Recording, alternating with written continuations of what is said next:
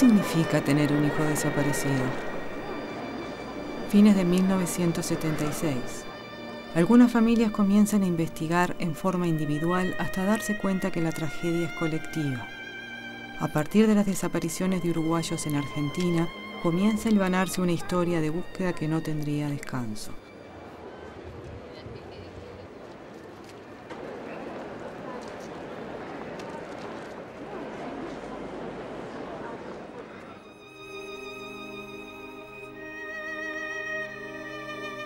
Nosotros en ese momento no estábamos en Montevideo. Un amigo nos dijo que había visto una lista de desaparecidos entre los cuales estaba Pablo.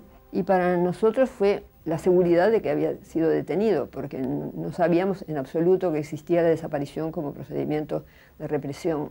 Fuimos a la Argentina. Con la primera persona que yo me vinculé fue con el presidente del CELS, Centro de Estudios Legales y Sociales de Argentina, que me indicó que fuera el alto comisionado de Naciones Unidas para los Refugiados. Me dijo que no fuera sola a la Argentina, que era sumamente peligroso. Me dijo que me vinculara con otras personas que estuvieran en la misma situación que yo. Yo ignoraba, y así se lo dije, nadie que estuviera en la misma situación. Entonces él me citó a otra persona, Violeta Malugani, que también tenía a su hijo en similares condiciones, y me dio su dirección. Yo acá en Montevideo la busqué, ella a su vez sabía de otra persona que estaba en similares condiciones, y así fuimos haciendo una cadena, conociéndonos unos a otros. En general éramos más mujeres que hombres, pero también había hombres. A partir de entonces nos reuníamos en casas de familia. Habíamos hecho, por supuesto, habeas corpus, cada uno por su familiar, pero a partir de entonces empezamos a hacer cartas, desde el Papa hasta todos los organismos internacionales, nacionales, visitando sedes policiales y del ejército, y andando durante mucho tiempo en esas condiciones, sintiéndonos completamente desprotegidas. No había en el país un organismo de derechos humanos al que recurrir, de modo que era un apoyo mutuo que nos hacíamos.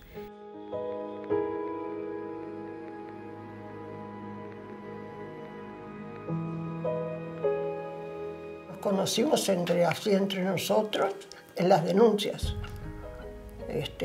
Íbamos al ejército, a las comisarías, a todos lados, tratando de saber dónde estaban nuestros hijos. Y ahí nos fuimos encontrando una a una y fuimos formando el grupo, que no teníamos local, no teníamos nada, y las primeras reuniones se hicieron en mi casa, en Malvin. Y nos reuníamos todas las que podían venir, ¿no? Porque los movimientos, todo eso no estaban tan libres como hoy, ¿no? Y bueno, fuimos formando el grupo poco a poco y haciendo las historias, porque cada uno tuvo que más o menos relatar todo lo que había sucedido con su familiar, con su hijo. Y ahí fuimos, nos encontrábamos en el ejército, que íbamos, primero fuimos al ejército, porque eran los soldados los que se lo habían llevado.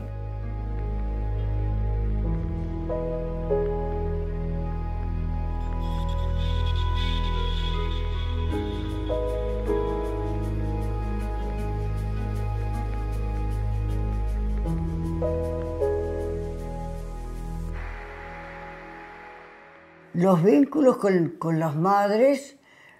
En primer lugar, la primera persona que llegó a mi casa cuando desapareció Humberto fue Ana Barrios, profesora del 8 de Humberto, y a la vez prima de Gerardo Gatti. Ya Gerardo Gatti había desaparecido, pero nosotros no estábamos enterados nada de eso. Esa fue la primera persona. Y después, no sé si por medio de ella o qué, fue cuando vino un día Luz con Esther y Violeta. Fueron las tres primeras que ellas ya se reunían, hacían ya casi, digamos, un año, porque desaparecieron en el 76 los hijos. Y Humberto fue en el 77, en abril, el 19 de abril. Bueno, y de ahí comenzamos ya, digamos, a reunirnos, invitada para una reunión que se hacía en la casa de Violeta. Recuerdo que mi marido trabajaba cerca de la casa y pasó para ver el lugar, lo que era. Y cuando llegó a casa dice, una casa rara. Claro, lo que pasa no era nada raro, porque yo cuando la vi después, lo que pasa que el pánico, lo que teníamos, el terror, todo lo veíamos de una manera impresionante. Bueno, a partir de ese entonces, ese día nos reunimos en lo de Violeta. Casi siempre lo hacíamos en lo de Violeta, pero también lo hicimos algunas veces en lo de Luz, Recaño. Eso fue el comienzo, cómo nos conocimos y las reuniones que teníamos en las casas con los familiares.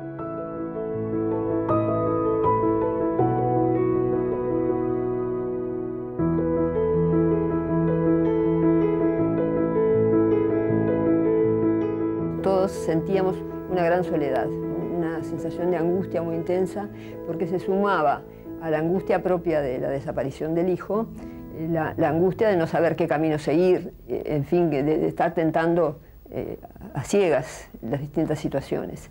Y respecto de la gente, salvo los muy próximos, sentía una ignorancia total, es decir, era un tema absolutamente desconocido, sobre todo porque la represión en Uruguay no se dio a través de la desaparición, sino a través de la prisión.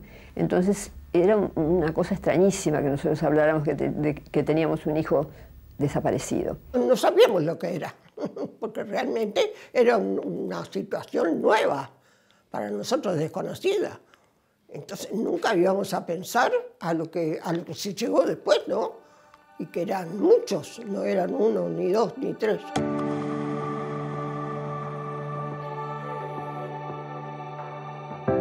Tengo mi hija, mi yerno y mi nieta desaparecidos en Buenos Aires en el año 1976.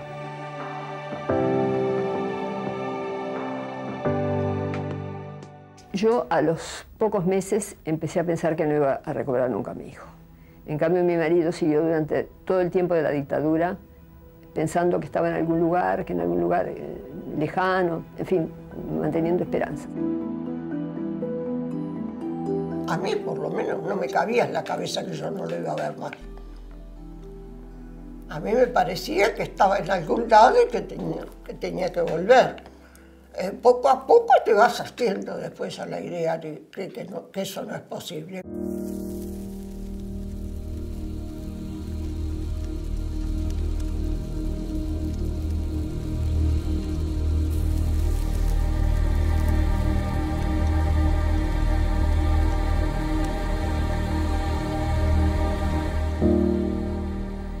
El grupo inicial fue de familiares de uruguayos detenidos en Argentina. Hubo denuncias de los familiares de uruguayos desaparecidos en Uruguay, que formaron un núcleo separado. Con el tiempo nos reunimos ambos y constituimos un solo grupo de familiares de uruguayos detenidos y desaparecidos. Cuando en 1980, creo que fue ese el año, fue la Comisión Interamericana de Derechos Humanos a Buenos Aires, de la OEA, fuimos a declarar y allí fue donde se organizó realmente el grupo.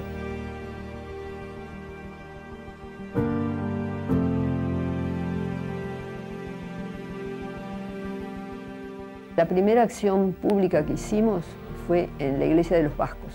Fuimos con un cartel en el cual habíamos pegado las fotos de todos los desaparecidos. Era tan ignorado el tema que algunas personas se acercaban preguntándonos qué santos eran. Nos pusimos en plazas con pañuelos blancos, pero éramos tan poquitas que lo que causaríamos sería pena, porque no dábamos sensación de fuerza de ninguna índole. Eso fue imitación de las Madres de Plaza de Mayo, porque nosotros íbamos también a las marchas de las Madres de Plaza de Mayo, y por ejemplo a la Marcha de la Resistencia, 24 horas, una vez al año, etc. Pero bueno, tratábamos de hacer lo posible por dar divulgación al tema y sentir apoyo popular. Recuerdo, por ejemplo, encuentros con las Madres de Mayo, con el grupo de madres uruguayas que me encontré con ellas en Brasil, porque una vez había un congreso en Brasil y para mí fue muy bueno eso porque, en fin, ya yo sabía de la desaparición de sus hijos, pero no las había visto nunca.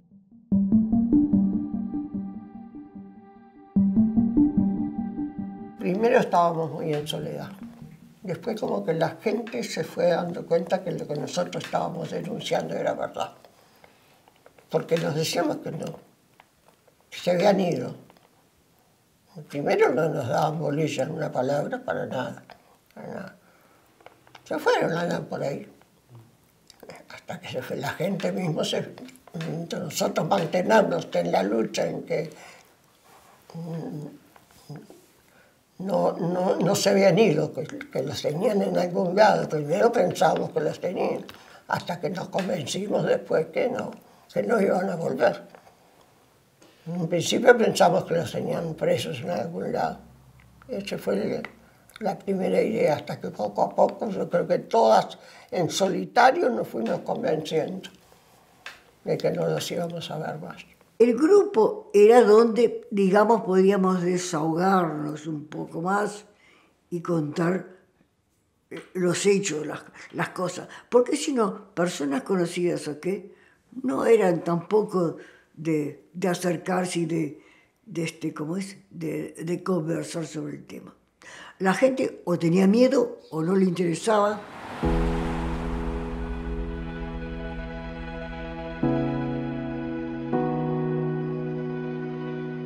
Amalia, que era mi suegra, que falleció ahora hace poquito. Bueno, como todas las madres, pienso, porque después fui conociendo el proceso de otras, ¿no? Cada una hizo su propio proceso y era algo que no se podía apurar desde afuera. Eso me fui dando cuenta yo en este vínculo con ella, que al principio yo trataba de decirle, mirá que me dijeron esto, me dijeron aquello, que yo lo vi de esta manera. Conté todo lo que vi, le conté todo lo que sucedía en ese momento en el cuartel. Y tal vez no me di todo, ¿no? Porque uno se lo está diciendo a la madre, que es mejor, que hay cosas que no hay por qué decir. No sé, es difícil todo ese momento, es complejo, de muchas emociones complejas, en las que yo también fui aprendiendo a moderarme.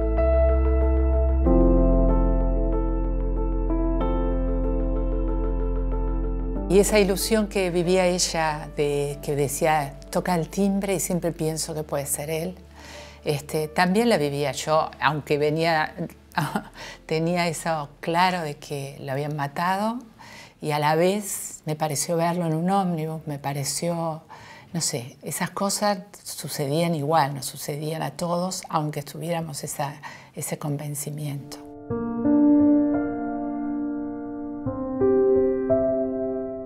Me acuerdo que en una de esas oportunidades que estábamos en una plaza, nos pidieron el documento de identidad, y cuando vieron el mío, mi documento de identidad dice solamente Lucio Ibarburu, y el que tenía el documento me dijo la señora de Recaño.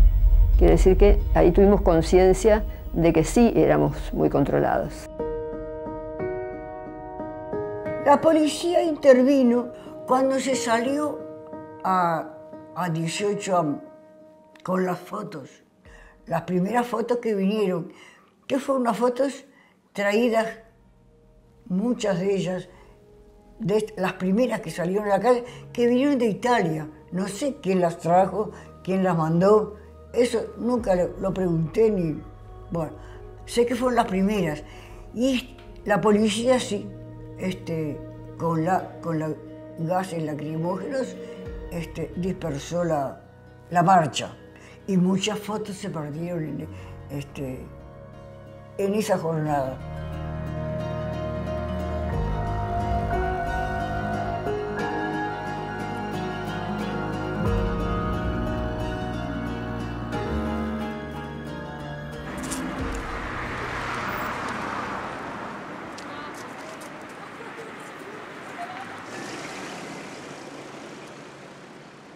El miedo fue muy grande en este país, muy grande, ¿no? A veces me asustaba, no te creas que no. Lo que pasa es que te sentís indefenso cuando te das con ojos vendados y estás, además siempre esperando que te hagan algo, porque no sabes si te van a hacer o no te van a hacer algo. Entonces, bueno, esa inseguridad la tenés. En un momento estaba en un interrogatorio y me tiraron un sacón de paño grueso y me dijeron, tócalo, está lleno de sangre, matamos recién tu hijo. ¿Vos te crees que yo creí? Yo dije, si lo hubieran matado no me lo dicen, esto es mentira. Seguí tranquila como que no me habían dicho absolutamente nada. Y yo te digo, sería porque no les creía que estaba tranquila. Si les hubiera creído, 1000 veces me hubiera puesto nerviosa, ¿no?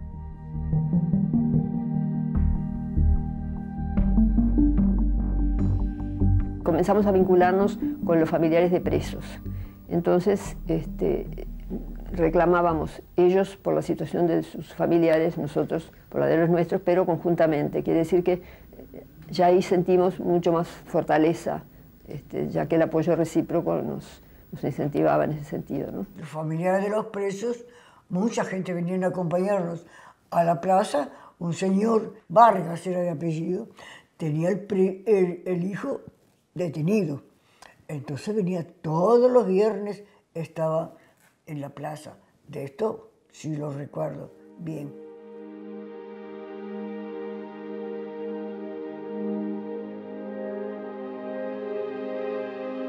Dimos muchísimas charlas en cooperativas, en parroquias, en algunas instituciones de orientación política, en donde expresábamos un poco más teóricamente, digamos, toda la situación de la represión, los orígenes, la doctrina de seguridad nacional, tanto de los familiares de presos como de los familiares de desaparecidos.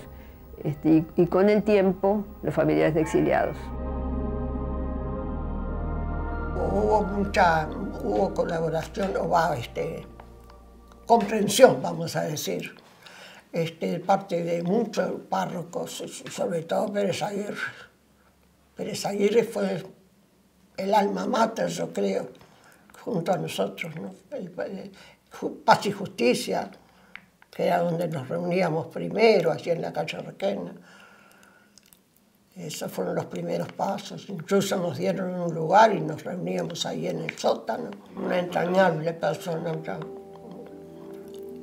Yo por lo menos lo quería mucho a Perico, porque nos acompaña muchísimo, nos acompañó y si se quiere nos guió también, porque nosotros ¿qué sabíamos de esta lucha? Nada. En las calles de Montevideo ya me encontré 2 veces con mi propio torturador, ¿verdad? Es una situación que cualquiera puede de alguna manera intuir, pero difícilmente imaginar. Él sabe concretamente que yo lo he perdonado a él, ¿no? Porque tuve condiciones para hacerlo. Porque en un momento dado yo no estaba encapuchado y lo pude identificar. Y él sabía que yo era sacerdote y que podía de alguna manera también perdonar. Lo que estamos planteando es que una de las condiciones básicas para perdonar, que es lo intrínseco de una reconciliación, es primero la verdad, saber la verdad.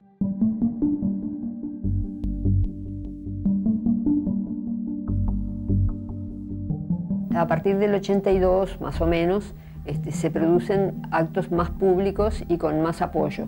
Además de las madres y padres o hermanos de personas adultas desaparecidas, estaban los familiares, que en general eran abuelas, salvo en el caso de Sara Méndez, que era ella la madre, de niños desaparecidos con sus madres. O en algunos casos que se sabía que la madre había estado secuestrada embarazada, de modo que se suponía que había un niño. Eso le dimos particular importancia.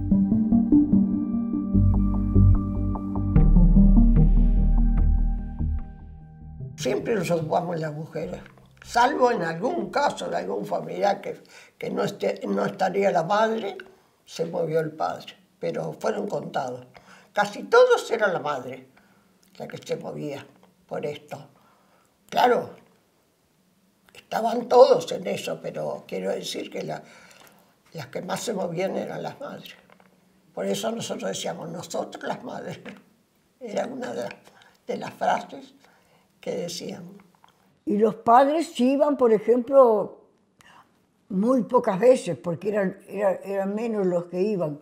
Recuerdo que cuando se hacía, por ejemplo, se hizo un viaje al Brasil, que en esa oportunidad fue mi marido, y también los padres poco iban, más bien éramos nosotros las que íbamos, salvo en alguna, digamos, manifestación grande o que había que acompañar o qué, pero si no, por lo general éramos nosotros. Y había padres, ¿eh? No era que no había padres. ¿Por qué se llamó Madres y Familiares? Sobrino que decía nosotras las madres, eso todo el mundo conoce, pero había otros padres que iban,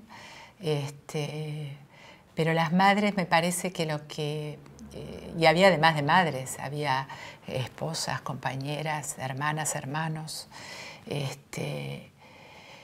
Las madres me parece que lo que a todos nos atraían de las madres, además de todo, y nos emocionaba, es que, bueno, las compañeras o las esposas éramos muchas militantes, muchas estuvieron presas, otras no, tenían hijos chiquitos o lo que sea, pero bueno, como que compartían con su pareja lo que sea que sucedió, la militancia, ideales, una manera de mirar el mundo. Las madres, los padres no tenían por qué. Los buscaban como busca uno. Es algo irrenunciable, ¿no?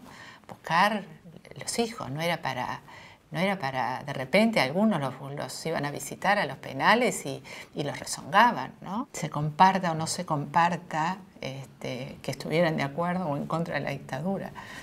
Estábamos en contra de la dictadura, pero así estuvieras a favor, como tal vez algún padre sucedía que no estaban de acuerdo en que desaparecieran a sus hijos, ni en que los torturaran inermes, ni que a nada de las bestialidades que se hicieron, ¿no?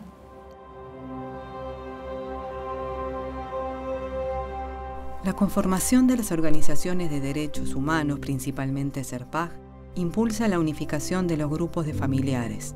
En 1983 nace Madres y Familiares de Uruguayos Detenidos Desaparecidos.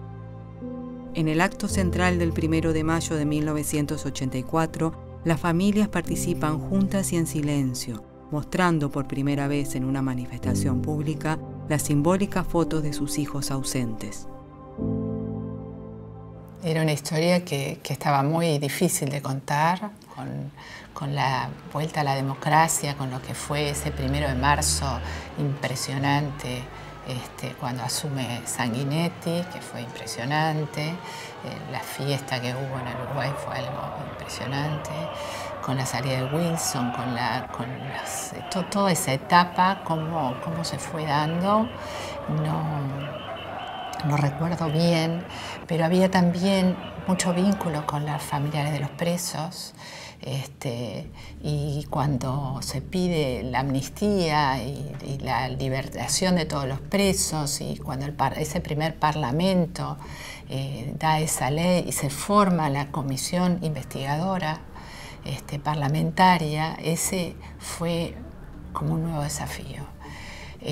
Porque hasta el momento las madres hacían 1.000 millones de gestiones personales a todos lados, a golpear puertas, a golpear en las regiones militares acá, a viajar a la Argentina, a volver, a no sé qué, pero siempre con esa limitación de que, bueno, la gestión era así.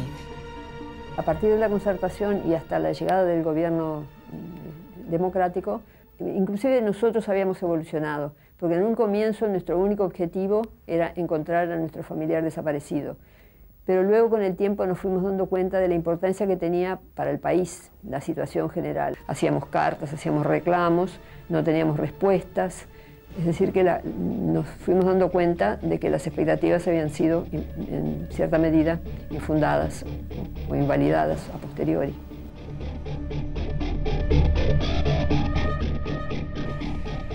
Cuando esas comisiones parlamentarias, cuando la comisión por la desaparición de las personas, bueno, también fue un momento, yo creo que fue todos unos años que no parábamos de llorar, ¿no?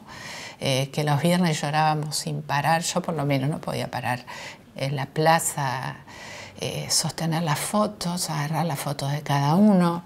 Eran procesos interiores que se iban dando con pequeñas aperturas en la sociedad, porque fue difícil abrir esto, fue muy difícil.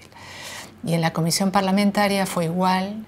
En el caso nuestro, había otros compañeros que aceptaron testimoniar, que lo habían visto a Chiqui, Luis Eduardo, en el cuartel, en el 6º de Caballería. Fue mi madre, fue Amalia, fui yo. Algunos de ellos, por suerte yo no tenía teléfono, les sonó el teléfono toda la noche, o sea, uno iba a esas situaciones bajo una amenaza, aunque no te haya llegado, a una amenaza que flotaba en el aire y que era así, Y bueno, y ahí testimoniábamos y todos los parlamentarios lloraban y lloraban y lloraban y llorábamos y no parábamos de eso, pero en definitiva el resultado fue de recopilación, que no es menor, pero no tuvo ninguna acción en la justicia. Es decir, que continuamos esperando que se diera aquello que reclamábamos, es decir, verdad y luego justicia. Entre otras cosas porque los delitos eran tan aberrantes que era absolutamente impensable que se pudieran perdonar y que se pudiera ir contra la Constitución de tal manera que lo que dice es que todos somos iguales ante la ley y se generara un grupo absolutamente de distintos ante la ley, o sea, de perdonables. Fue una cosa que no se nos pasaba por la mente en ese momento. Los familiares resolvimos presentarnos a la justicia reclamando contra los victimarios de nuestros hijos y hermanos. Y así lo hicimos. En algunos casos, en un juzgado nos presentamos varios en un paquete, digamos, y comenzaron las investigaciones, porque ofrecimos testimonios y comenzaron las investigaciones en tribunales, en la justicia. El 23 de diciembre de 1986, un día después de haberse votado la ley de caducidad en el Parlamento, el grupo de madres y familiares declara: asistimos con dolor a la aprobación de una ley de impunidad. Este acto de traición no nos aparta del camino hacia la verdad y la justicia, que es el único que conduce a la paz. Al pueblo oriental le queda la opción de defender con voz propia su dignidad y su futuro. Una vez más, ante la traición y la cobardía, nada debemos esperar sino de nosotros mismos. Por todo eso, los invitamos a incorporarse a la organización de un referéndum nacional. Para nosotros la ley de caducidad significó un golpe terrible, porque era tirar al suelo todas nuestras expectativas en cuanto a la justicia, inclusive en cuanto a la verdad. El problema de las desapariciones, las Fuerzas Armadas entienden que sus integrantes no tienen responsabilidad, porque en el país no hay ningún desaparecido. ¿Habrá amnistía para los militares? No. No. No. No, ni ellos la pidieron, no, ni nadie se las dará.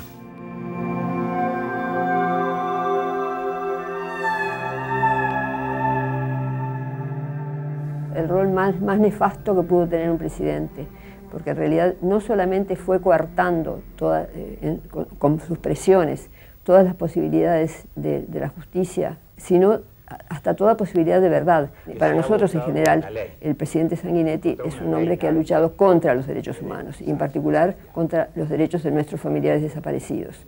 Tenemos un concepto muy malo de él y pensamos que realmente lo merece. Siempre se refirió a las desapariciones diciendo que en las guerras siempre hay desaparecidos. En el Uruguay, en primer lugar, no hubo guerra, hubo una guerrilla. Y en segundo lugar, las desapariciones se produjeron en todos los casos, sean en la vivienda del desaparecido, sea en la calle, sea con amigos, y nunca en un enfrentamiento armado. Por otra parte, las desapariciones como método habitual de represión se produjeron después que las Fuerzas Armadas en el año 72 habían dicho que habían derrotado a la subversión. De modo que eso mismo prueba de que las desapariciones no se produjeron nunca en un enfrentamiento, sino que todas se produjeron después de la derrota de los guerrilleros.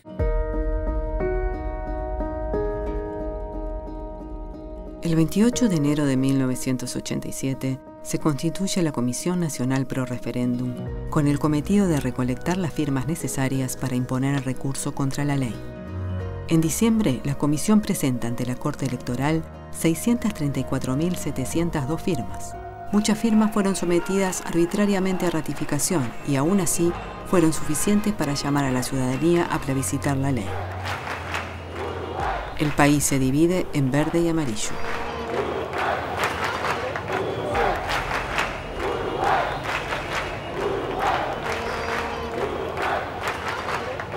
Se explicitaba el trabajo de los familiares, poniendo una de las presidentas, María Esther Gatti, que es la madre y la abuela de una desaparecida del momento, y además las esposas de Selmar Michelini y de Gutiérrez Ruiz, que eran las otras dos presidentas, de modo que era un reconocimiento explícito de una lucha por verdad y justicia que llevábamos adelante desde mucho tiempo antes. Todo el trabajo de la comisión fue una cosa muy rica, muy fermental, en el sentido de que distribuimos todo el país en secciones y lo recorrimos palmo a palmo, hablando personalmente con la gente, explicándole de qué se trataba, por cuanto durante todos los años anteriores poco habíamos podido llegar a todo Montevideo, ni siquiera, mucho menos a toda la República.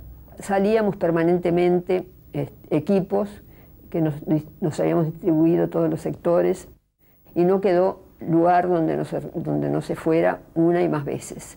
De modo que eso pienso que fue riquísimo porque además fue una información en derechos humanos, no solamente en reclamos, sino en derechos realmente, en los derechos de todo ser humano y de los uruguayos en particular. Porque hubo mucha gente que ignoraba lo que sucedía en este país. Y nuestra responsabilidad es mayor en el sentido de comprometernos a que eso no vuelva a pasar. Y la única manera de que no vuelva a pasar es que se conozca lo que sucedió y se deslinden las responsabilidades. Si nos habrán dicho en casa, si lo llevaron preso, lo habrá hecho. 1000 veces. Por nada no se van preso. Acá de casa nadie fue preso. Entonces, pero no en un lado, en cantidad de lados, de que golpeábamos pidiéndole las dichosas firmas que precisábamos. Si nos habrán dicho eso, 1000 veces nos dijeron que eso no había pasado en el país. Como que nosotros inventábamos la historia, ¿no? Nosotros le pedimos que vote amarillo, porque creemos que con eso se cerró una etapa, que con esa actitud del Poder Legislativo clausuramos definitivamente una etapa y le abrimos el paso al futuro. La ley de caducidad fue el legado, fue el testamento político de Wilson Ferreira a su país y a su partido. Por ello, los blancos tenemos que acompañar la ley con el voto amarillo. Los partidarios del voto verde ahora salen a comparar la situación del 80 con la de hoy. Comparar el 80 con el 89. ¿Qué tiene que ver aquello con esto? Confiemos en que gane el voto amarillo. El Uruguay reconciliado, votando la amarilla, que es un voto maduro, reconciliado, volverá a ser un país lleno de justicia, lleno de esperanza, lleno de libertad, lleno de paz. La ley de caducidad me impide investigar. Mi corazón me dice que Simón está con vida. Usted, este domingo, ¿me ayudará a encontrar a mi hijo?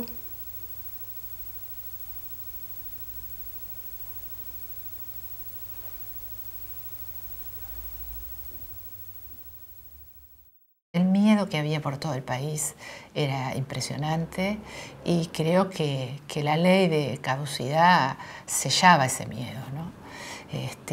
Y me parece hoy que fue una movilización espectacular, que se perdió el voto, pero que fue una inmensa ganancia en esa apertura de llegar a otros lados, aunque fuera así, de ese registro, ¿no?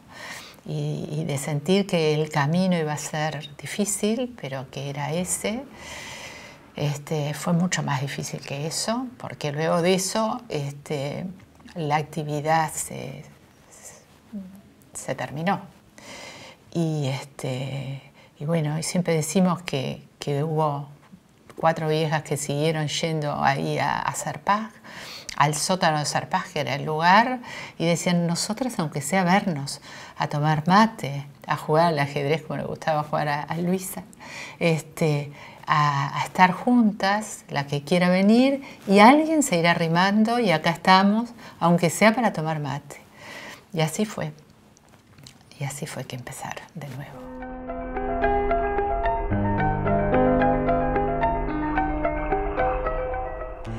Con el voto verde, como se fracasó, no se llegó, hubo ahí, digamos, una especie de impas, de derrumbe. Pero después también, después del voto verde, también yo creo que un poco también la gente se desanimó y entonces hubo también menos, hasta que se dejó de ir porque éramos muy pocos los que estábamos y se dejó de ir.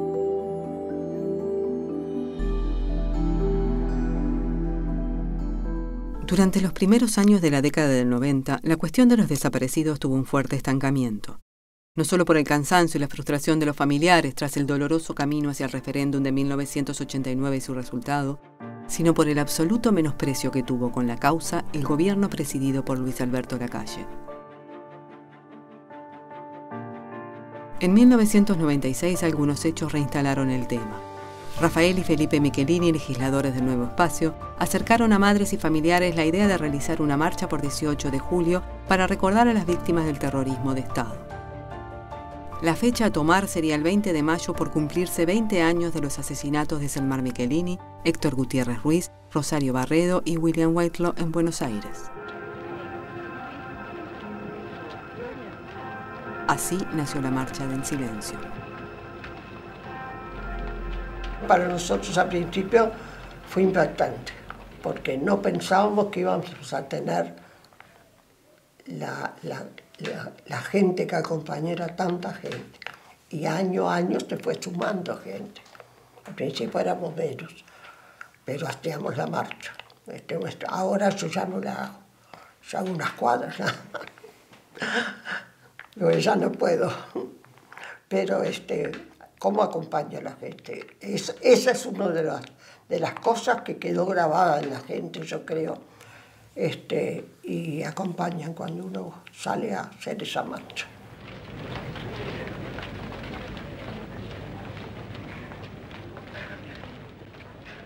En el primer momento todas buscábamos la foto del hijo, todas las madres, ¿no? Y bueno, todos los familiares buscaban su hermano, su padre, quien fuera. Y yo ese día no estaba, busqué así la foto de Nevio, no estaba, y agarré otra. Y venía con otra foto en la mano.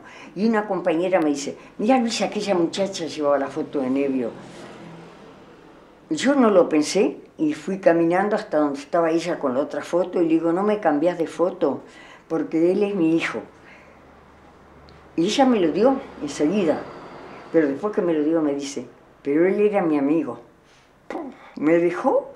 No se la podía devolver la foto, pero no sabía qué hacer con ella en la mano. Ese día te digo que me estorbó tanto la foto de mi hijo en la mano, porque yo no sabía qué hacer. Porque realmente me enseñó, ¿no? Me dijo, bueno, es tu hijo, pero tenía amigos o tenía alguien que los conocía. Porque ella me dijo, sí, cómo no. Y agarró la otra que yo tenía y me dice, pero él era mi amigo. Y yo te digo que yo con la foto en la mano decía, ¿cómo hago? Porque dársela de vuelta no me animaba. Y no sabía qué hacer con aquella foto en la mano. Fue la vez que me pesó más la foto de mi hijo en la mano. Y hoy agarro cualquiera. Si alguien me trae la de mi hijo, agarro la de mi hijo. Pero si no me traen, yo agarro la que esté en el camino, cualquiera. No miro.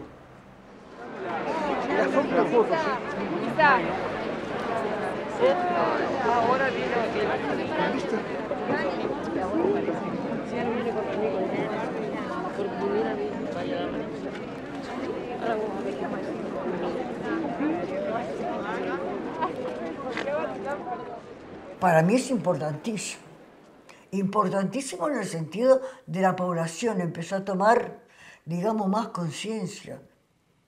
Cada vez fueron, para mí, mayores. Quiere decir que la población estaba, digamos, en otra situación. Y ahora lo mismo, porque lo que se hizo el año pasado fue extraordinario. Estando con pandemia, prohibición de manifestar, fue algo extraordinario.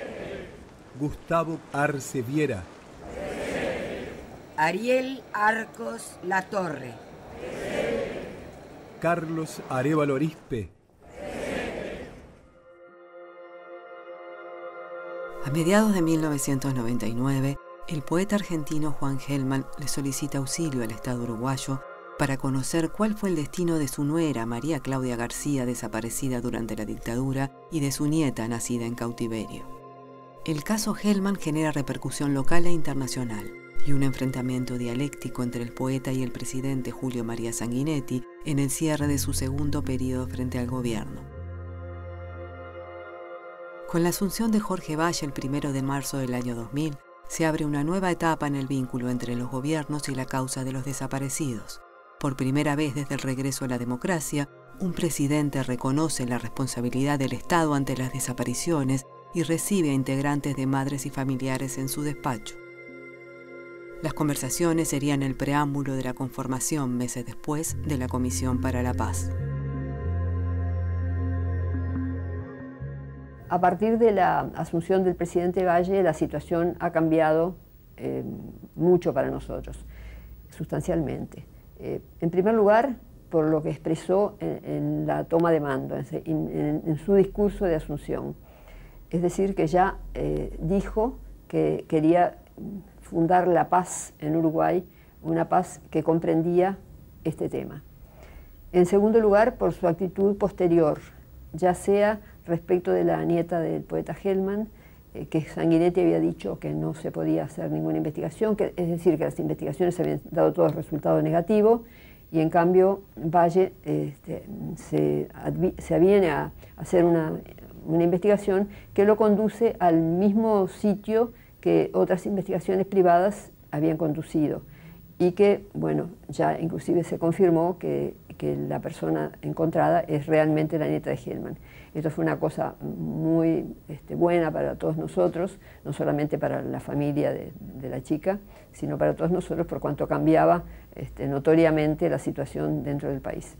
La comisión fue importante porque como Estado, como gobierno, hubo un reconocimiento de que esto sucedió en el país. Pero en sí, el resultado concreto hacia las familias fue horrible, porque nos dijeron una mentira absoluta de que habían sido, nos transmitieron, ¿no? Lo que los militares en confianza les dijeron a ellos, los habían incinerado y tirado al mar a todos. La comisión se ocupó solo de los casos que fueron detenidos en el Uruguay, no de uruguayos detenidos por Fuerzas Armadas uruguayas en la Argentina.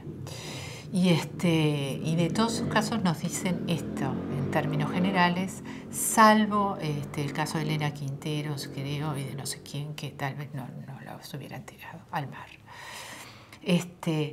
Y todo eso que fue como una cachetada, porque había mucha más información que eso, tenida de esta manera, se dijo, bueno, nosotros en respuesta a eso, por más que valoramos mucho el que existiera esa comisión y las recomendaciones que se hicieron, que también son muy importantes, llega el momento de que nosotros pongamos al público la información que tenemos y que ni siquiera nosotros manejábamos, porque todo eso se iba guardando durante años y se iba tomando. Había gente que desgrababa cosas que se grabaron y se ponían por escrito.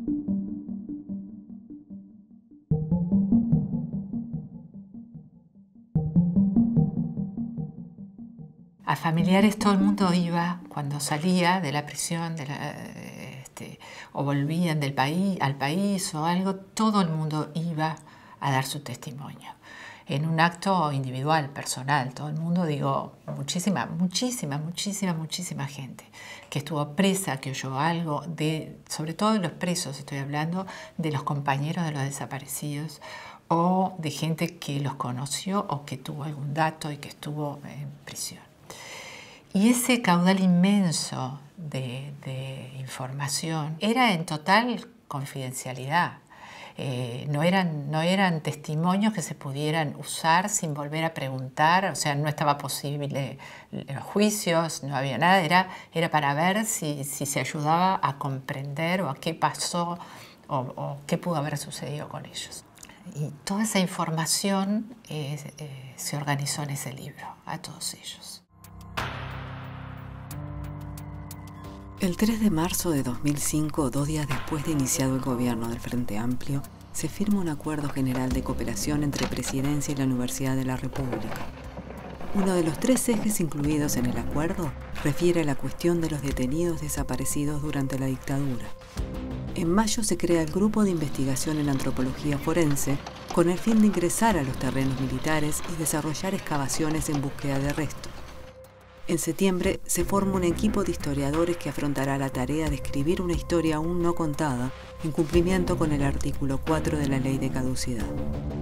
2 años después, los historiadores presentan los 4 tomos de investigación histórica sobre detenidos desaparecidos. Desde el ingreso a los cuarteles e inicio de las excavaciones, el equipo de antropólogos forenses encontró los restos de 5 desaparecidos: Uva Gessner, Chávez Sosa y Fernando Miranda en 2005. Julio Castro en 2011, Ricardo Blanco Valiente en 2012 y por último Eduardo Bleyer en 2019.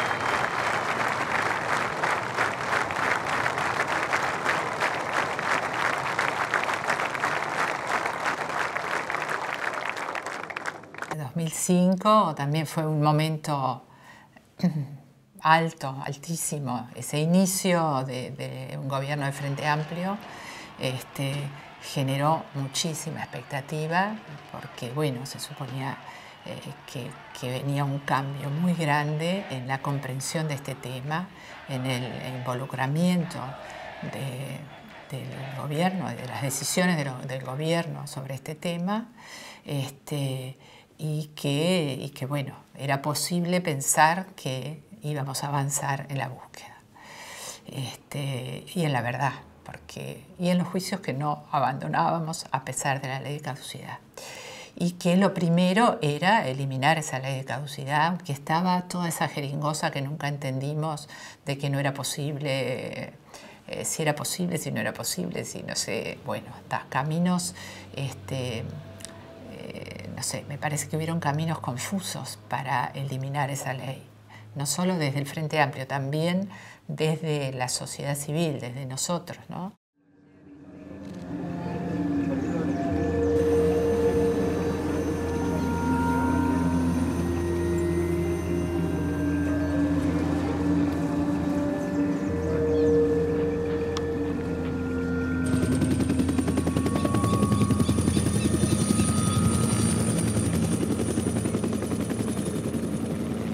Pero lo que tampoco hubo en ese momento, y ese fue un gran masazo, fue la voluntad de ese gobierno de terminar, o sea, sí de terminar con un aspecto de esa impunidad y de ir, digamos, a lo que Wilson decía que era el corazón de esa ley, que no era la impunidad total, sino que era lo que se podía hacer en ese momento, porque los militares estaban ahí, estaban al acecho, tuvimos muchas conversaciones en ese intercambio.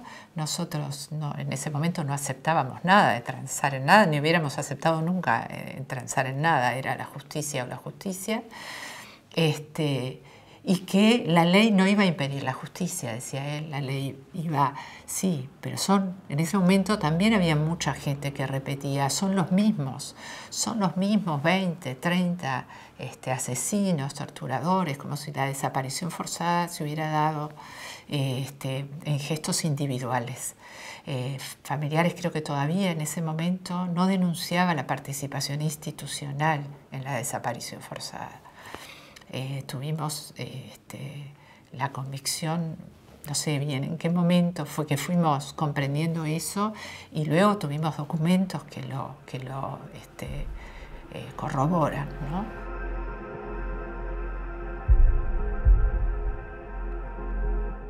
No fueron torturas, fueron malos tratos, fueron situaciones inconvenientes para un ser humano. Son eufemismos esos a esta altura, ¿no? No son eufemismos. No son eufemismos por la forma que dañan la imagen y la forma que van convenciendo a la opinión pública de cosas que no fueron tan así. ¿Usted deplora esas prácticas, comandante? Absolutamente. Usted participó en uno de los vuelos de traslado de prisioneros desde Buenos Aires hacia Montevideo. ¿Cómo evalúa su participación en aquel momento?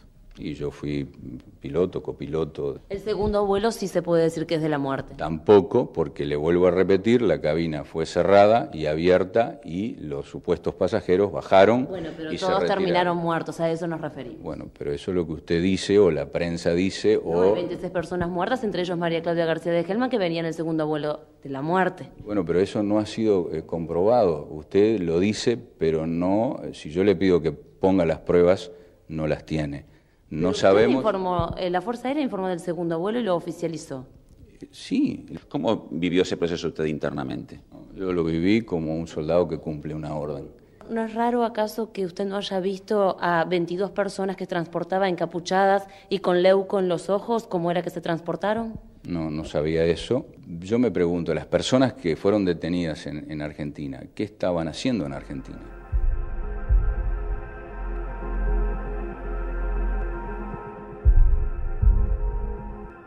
Tabaré en ese primer discurso que dice que se va a seguir a fondo con las causas de María Claudia, porque la Argentina lo pide, y de Selmar y el Toba, porque dos parlamentarios que tienen que tomarse esas causas, que son causas, las tres causas emblemáticas, y se comprometió a hacer otra interpretación de la ley cada vez, ¿no?, que al presidente le preguntaban, ¿esto se puede juzgar? Él iba a decir que sí y que la justicia lo resolviera. Pero la justicia no estaba pronta para eso, la justicia estaba, para mí, ¿no?, estaba amenazada y muy encuadrada en esas, de lo que vino de la dictadura y de todos esos años en que la ahogaron totalmente. Así que el resultado fue más impunidad, punto. Como todas las cosas, que mejoraran las cosas y que nosotros supiéramos la verdad. Pero realmente estamos en la misma que al principio, prácticamente. Hoy, ¿qué supimos? Nada. La justicia parecería que algunos casos, con el correr del tiempo y la fuerza, digamos, de la gente, han ido un poquito, me parece, como en el caso de Ferro. Igual, los que están encerrados, que es una cárcel, un hotel que le hicieron para un grupito. No están en una cárcel como lo estuvo Sereñi, están en un hotel aparte. Usted no sabe si están ahí adentro, si están en la casa, dónde están, porque quién entra y quién lo ve.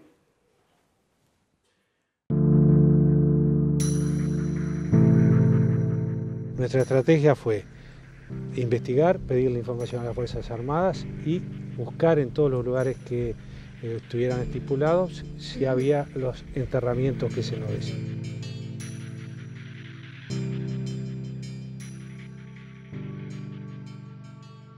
Tabaré le pidió a las tres fuerzas, eso sí lo hizo, y eso también fue importante, está en relación con esto. le pidió a las tres fuerzas un informe de qué era lo que había pasado y que entregaran toda la información que tuvieran. Y en sí la aviación entregó información cierta, que fue cómo se encontró a Chávez Sosa, y otros restos más que suponemos que es Arpino Vega, que no se llegaron a encontrar en esa chacra. Esa fue una información cierta. Y fue también Gonzalo Fernández, en medio de todo este trabajo, ya en el finales de no me acuerdo qué año, de ese primer gobierno, que entrega el plano que le llegó a sus manos, un plano exacto para encontrar los restos de otro desaparecido que fue Miranda. Esos fueron dos hitos importantes junto con ese ingreso al batallón.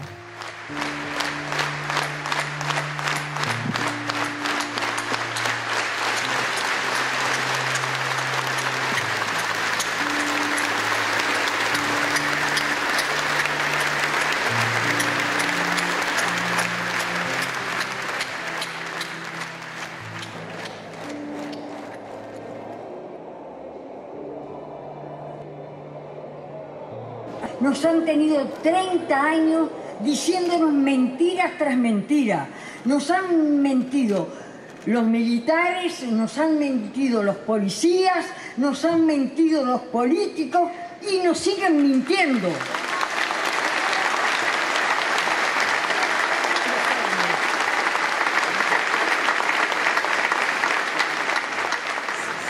Por eso es que nuestra lucha es por la verdad, pero la verdad total, sin tapujos de ninguna clase, que nos digan toda la verdad. Somos capaces de soportarla. Hemos soportado 30 años en una oscuridad tremenda, por lo tanto que nos ven dando la verdad es lo que queremos, la queremos toda. La justicia también, por cierto.